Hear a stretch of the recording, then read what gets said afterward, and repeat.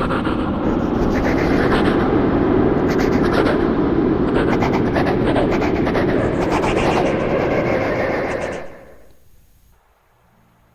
Legend of Skull Bluff, a true story. Arkansas's Buffalo National River was America's very first designated national river within the national park system. It still flows freely for its entire length, about 140 miles or so, and is characterized by clear waters, gravel bars, high rocky bluffs topped with pine trees, and surrounded with an abundance of hardwood woodlands. It was tragically almost lost when plans were proposed back in the 1960s to construct two hydroelectric dams across it, but public outcry saved it. And in 1972, it was given the designation of National River, America's very first. The Buffalo River has been one of my favorite places to have a near wilderness experience over the years. My buddies and I have floated and camped on its banks numerous times, spending upwards to 4 nights and 5 days under massive stone bluffs and splendid clear nights. Local folklore stories abound really throughout the region. Stories about river monsters, ghosts, outlaws, and lost treasures.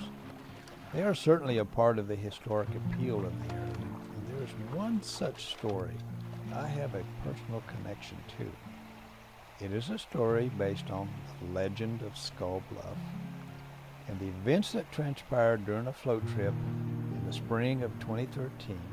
Those events played out in much the same way of how folklore stories, such as they are, come to life. And for this one story, it is very true.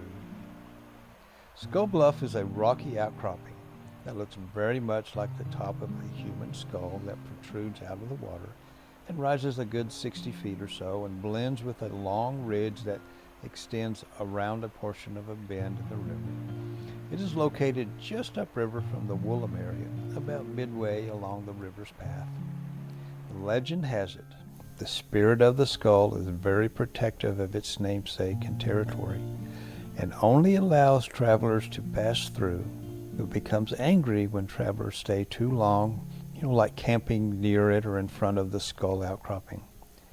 It is said the spirit of the skull will choose its victim and place a mark upon that victim in some way, and as the traveler continues down the river, some disaster will befall him.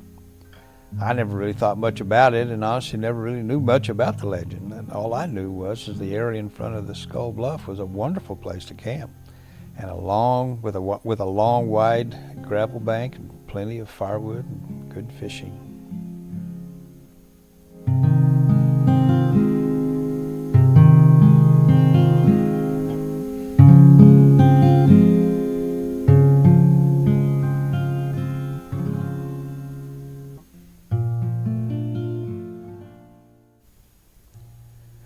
It was late April in 2013, and I was really desperate to get out and seek some adventure. And it had been a while since my last float on the Buffalo River, so my friend Rocky and his friend Susie and I decided to take a 4-day, 3-night float trip.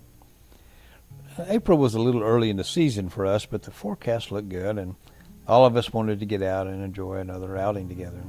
And I made the long drive from Kentucky and ended up camping at the Ozark campground. It's just upriver from the Pruitt access. And Rocky and Susie met me there the next morning, and we spent a good part of the morning spotting a vehicle down at Gilbert and eventually took off on our float, which was about a 50-mile or so trip. The first day really was uneventful as we mostly fished and meandered down the river. I took a good number of photographs and a few video clips and just enjoyed the outing. The weather was almost perfect with sunny to partly cloudy skies and warm temps. And our first camp was simply a gravel bar on the river that provided a safe and comfortable location with a set of small rapids below us that lured us into a peaceful night's sleep. And the next morning dawned a bit foggy at first, really. One of those mornings we always hope for, classic, peaceful, calm, serene. Breakfast was cooked on a campfire, and the camp was secured and canoes loaded, and we were off again. soon afterwards fishing and drifting along these magnificent bluffs. They loomed above us with hawks flying high overhead.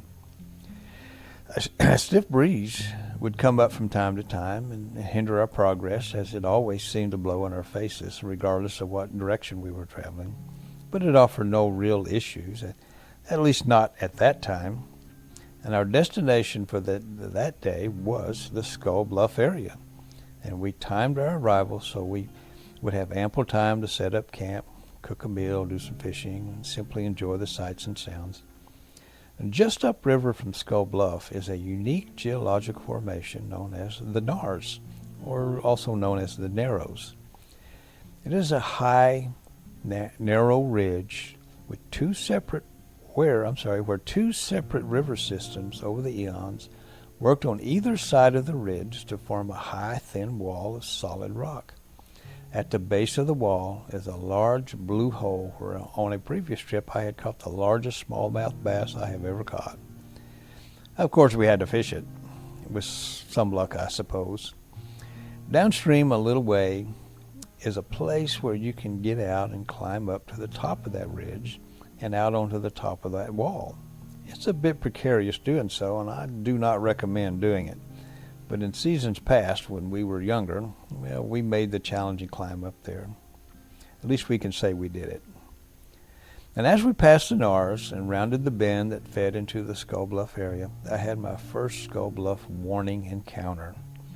My canoe is better suited for flat water, but can be used on moving water if you understand the nuances of that canoe hull design. It seems to catch what I call backflow current while it is moving sideways with the main current. This tendency can cause it to suddenly tip into that backflow, and if you are caught off guard, you can flip over. That almost happened to me just as I emptied into the pool above the skull. I drifted in and caught an eddy current that forced me to spin sideways. This motion pushed me square into a backflow current, and my loaded canoe suddenly tipped, and just within an inch or two, almost caught the gunnel's edge, and the water almost just poured in. I was lucky and almost went over, but managed to stay upright.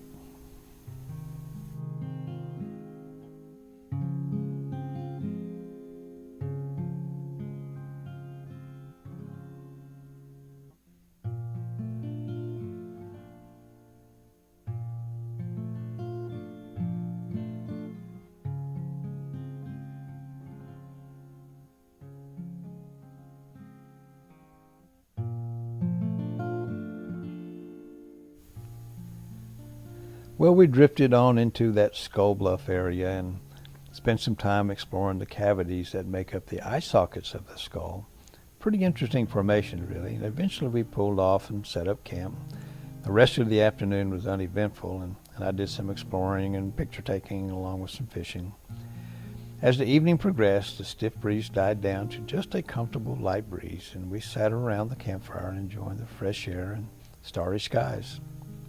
And eventually we all called it a night and retreated into our respective tents. And both canoes were lying side by side, well out of the water, not far from the tents. And just after I shut off my light and tucked myself into my sleeping bag, a coyote yelped way off in the distance. It seemed strange, actually, sort of a foreboding kind of a howl that lingered softly and longer than a normal coyote howl. And he held this howl for several moments, and with one last drifting off into silence.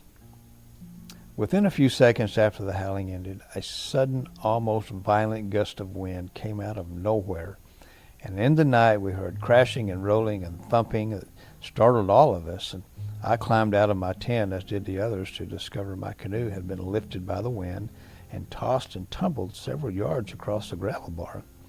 Rocky's canoe, which sat next to mine, was not bothered at all and remained where it had been. Just mine had been tossed. We all kind of laughed and made fun of the situation as I rolled my canoe back over and resecured it. The rest of the night remained uneventful.